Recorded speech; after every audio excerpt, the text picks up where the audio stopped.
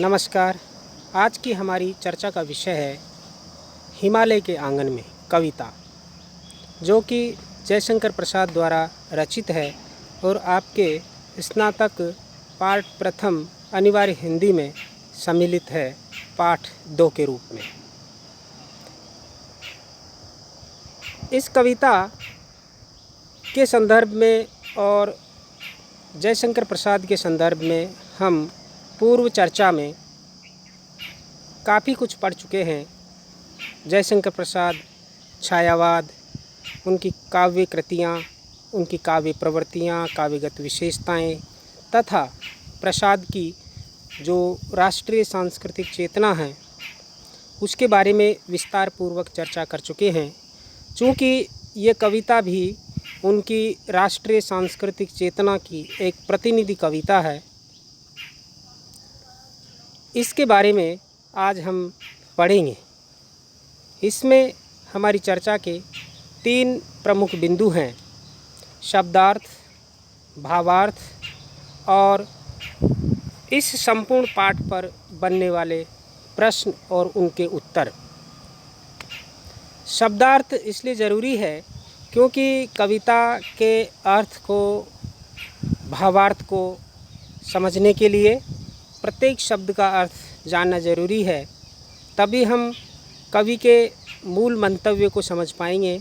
उस कविता में, उस कविता की उस पंक्ति में का क्या भाव है उसको तभी हम समझ पाएंगे। उसके बाद कविता का भावार्थ एक एक छंद करके हम करेंगे और अंतिम जो बिंदु है रहेगा आज की चर्चा का, वह है प्रश्नोत्तर। इस पाठ से बनने वाले जितने भी प्रश्न हैं, वस्तुनिष्ठ प्रश्न, वो आपके सामने होंगे। तो सबसे पहले हम कविता के जो कठिन शब्द हैं उन पर हम प्रकाश डालेंगे।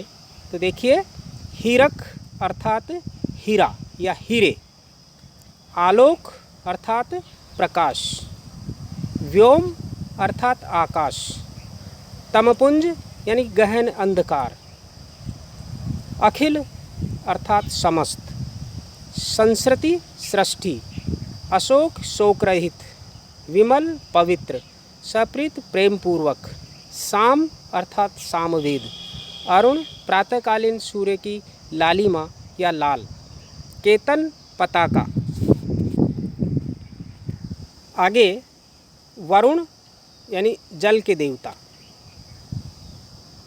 अभीत निर्भीक, पुरंदर यानी इंद्र, राजाओं के देवता इंद्र, पवि यानी कि वज्र, जो कि इंद्र का अस्त्र हुआ करता था, निर्वासित जिसे देश से निकाला दे दिया गया हो। और कविता में निर्वासित किसे कहा गया है? भगवान श्री राम को कहा गया है। रत्नाकर यानी सागर, धरती, धरा अर्थात धरती, लोहे यानी कि अस्त्र शस्त्र, जिससे अस्त्र शस्त्र बनते हैं, पूत या पवित्र अर्थात पवित्र, विपन्न गरीब, टेव पुकार। तो प्रथम पद देखिए, हिमालय के आंगन में उसे प्रथम किरण का दे उपहार, उषा ने हंस अभिनंदन किया, पहनाया हीरक हार। कवि कहते हैं कि भारतवर्ष की महिमा का गुणगान कर रहे हैं। भारतवर्ष की महिमा का गुणगान करते हुए जयशंकर प्रसाद कहते हैं कि उषा की पहली किरण भारतवर्ष को हिमालय के आंगन में, विश्व में सबसे पहले अपने दर्शन देती है। यह भारत के लिए ईश्वर प्रदत्त प्रकृति का अनमोल उपहार है। समस्त विश्व में इस दृष्टि से भारत एक निराला देश है कि सुबह की पहली किरण भारत का हंसते हुए स्वागत और अभिनंदन करती है। हिमालय पर सूर्य की किरणें पड़ने के कारण ओस की बूंदें चमकने लगती है, जो ऐसी लगती है मानो प्रकृति ने भारत को चमकता हुआ हीरक हार अर्थात हीरों से जड़ा हुआ हार पहना दिया हो। भारत की यह छटा समस्त विश्व में निराली है, जिस पर हमें गर्व है। यहाँ पर स्पष्ट कर देना उचित होगा कि प्रसाद का संपूर्ण साहित्य भारतीय संस्कृति और ऐतिहासिक गौरव का प्रतिनिधि साहित्य है। ऐतिहासिक गौरव की अभिव्यक्ति करने वाला एक प्रतिनिधि साहित्य है। इनका साहित्य अपने देश पर गर्व करना सिखाता है। अगला पद है, जगे हम लगे जगाने विश्व, लोक में फैला फिर आलोक, व्योम तमपुंज हुआ तब नष्ट, अखिल संस्कृति हो उठी अशोक। इस पद में कवि ईश्वर के वरदान स्वरूप प्राप्त प्राकृतिक संपदा, वैभव और अनोखे स्वरूप की व्यंजना करने के क्रम में कहते हैं कि जिसमें यह व्यंजित होता है कि हम प्रकृति के जागृति संदेश से जगे और फिर पूरे विश्व को न केवल जागृति का संदेश दिया अपितु सभ्यता का पाठ भी सिखाया और फिर समस्त विश्व में ज्ञान का प्रकाश फैलाया या फैल गया तथा समस्त अंधकार समाप्त हो गया।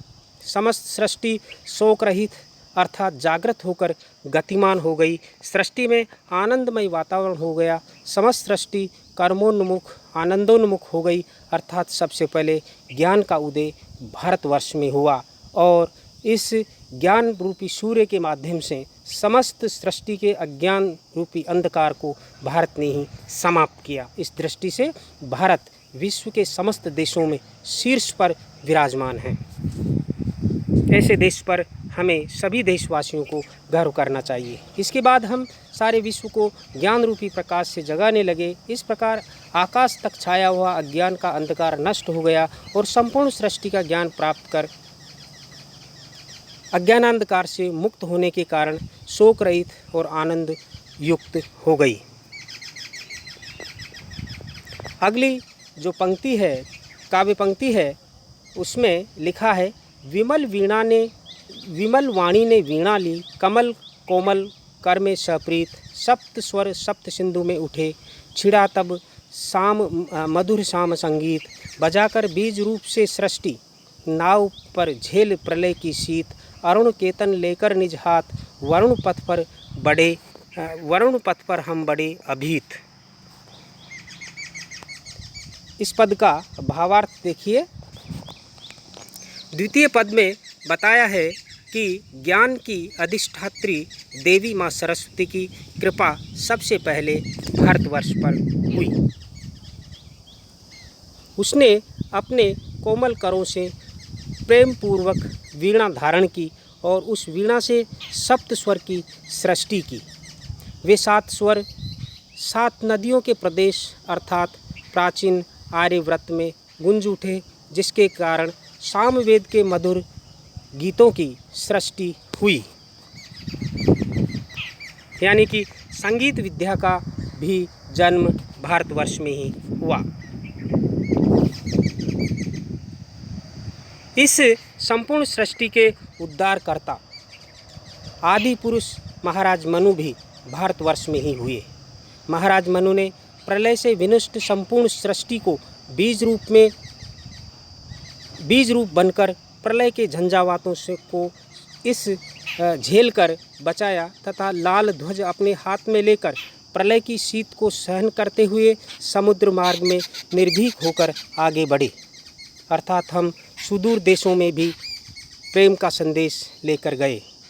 हमने विनाशकारी प्रलय के झंझावातों को सहकर भी इस सभ्यता और संस्कृति को नष्ट नहीं होने दिया, अर्थात नष्ट होने से हमने इसे बचाया। इस प्रकार हम इस सभ्यता के भी जनक कहला सकते हैं। ये हमारे लिए गर्व की बात है। महाराज मनु इस सृष्टि के आदि पुरुष है, जिन्होंने प्रलय के झंझावातों को सहकर सभ्यता को बीज रूप बनकर बचाया। अगला पद है, सुना है वह दधीची का त्याग, हमारी जातीयता का विकास, पुरंदर ने पवि से है लिखा, अस्थि युग का मेरा इतिहास। सिंधु सा विस्तृत और अथाह, एक निर्वासित का उत्साह, दे रही अभी दिखाई भग्न, मग्न रत्नाकर में वह रहा। तो यहाँ इस पद में का जो केंद्रीय भाव है वह हमारे महापुरुषों का जो त्याग और जो बलिदान है और जो संघर्ष है इस सभ्यता के विकास में, उसका वर्णन है। साथ ही भगवान श्री राम का किस जीवन संघर्ष का वर्णन किया गया है। देखिए, इस पद में महाकवि प्रसाद ने भारत के गौरवशाली अतीत की उस महिमा का वर्णन किया है जिसमें अनेक त्याग, संघर्ष और विजय गाथाएं भरी पड़ी है। भारत का पौराणिक इतिहास त्याग, परोपकार, लोक मंगल और वीर गाथाओं से भरा पड़ा है। मानव कल्याणार्थ बाल ब्रह्मचारी महर्षि दधीची ने देवताओं के लिए अस्त्र निर्माण हेतु अस्थिदान किया तथा इंद्र द्वारा उनकी हस्तियों से वज्र का निर्माण कर वत्रासुर आदि असुर राक्षसों का संहार किया तथा एक नए युग का इतिहास निर्मित किया। कहने का तात्पर्य यह कि हमारा जातीयता का इतिहास मान गाथाओं से भरा पड़ा है, अर्थात हम ऐसे महापुरुषों की परंपरा के प्रतिनिधि हैं जो किसी के सामने झुकते नहीं, संघर्षों से पीछे हटते नहीं। फिर एक तनिक सी विदेश सत्ता के सामने हमारे झुकने का, हमारे हारने का, घुटने टेकने का कोई अर्थ नहीं है। कैकेयी के कहने पर वरदान स्वरूप राजा दशरथ ने भगवान श्री राम को 14 वर्ष का वनवास दे दिया। इस पर भी अर्थात निर्वासित होकर भी भगवान राम का उत्साह कम नहीं हुआ। उनका उत्साह समुद्र की भांति अथाह और गहरा था। कवि प्रसाद लिखते हैं कि सत्य और न्याय की रक्षा के लिए, रावण का संहार करने के लिए समुद्र में जिस सेतु का निर्माण किया था भगवान श्री राम ने, राह बनाई थी, वह आज भी टूटी फूटी दशा में महासागर में डूबी हुई दिखाई देती है। यह भगवान श्री राम के जीवन संघर्षों तथा उनके व्यक्तित्व में निहित जुझारूपन और उत्साह की सटीक व्यंजना करता है। जब हम कवि के जो कहने का तात्पर्य है, जो निष्कर्ष है, वो यह है कि जब हमारे देश में ऐसे महान पुरुषों की परंपरा रही है जो कभी किसी के सामने झुके नहीं, किसी से हार नहीं स्वीकार की, तब आज हम क्यों, जो कि अंग्रेज़ों के सामने, मुट्ठी भर अंग्रेज़ों के सामने हम अपनी हार स्वीकार करें, उनके सामने क्यों नतमस्तक हों। तो अगला पद देखिए, धर्म का लेकर जो नाम हुआ करती बलि धर्म का लेकर जो नाम हुआ करती बलि कर दी बंद। हमें ने दिया शांति का संदेश, सुखी होते देकर आनंद। विजय केवल लोहे की नहीं, धर्म की रही धरा पर धूम। भिक्षु होकर रहते सम्राट, दया दिखलाते घर घर घूम। इस पद में गौतम बुद्ध और सम्राट अशोक द्वारा विश्व को दिए गए शांति और अहिंसा के संदेश का वर्णन है, जिसमें यह भावना निहित है कि हमने विश्व में लोक कल्याण, भाईचारा व मानवता की भलाई का ही संदेश दिया है। हमने कभी किसी के सामने हिंसा और लूटपाट जैसा व्यवहार नहीं किया है। अहिंसा, दया और करुणा के साक्षात अवतार गौतम बुद्ध ने यज्ञ में दी जाने वाली बलि को बंद करवा दिया था। सम्राट अशोक ने भी पशु बलि को, या जो यज्ञों में दी जाने वाली बलि है, उसको बंद करवा दिया था। आगे कवि कहते हैं कि भारतवासियों ने ही विश्व में सबसे पहले शांति और भाईचारे का संदेश दिया। यह यहाँ की परंपरा रही है कि हम दूसरों को देकर सुख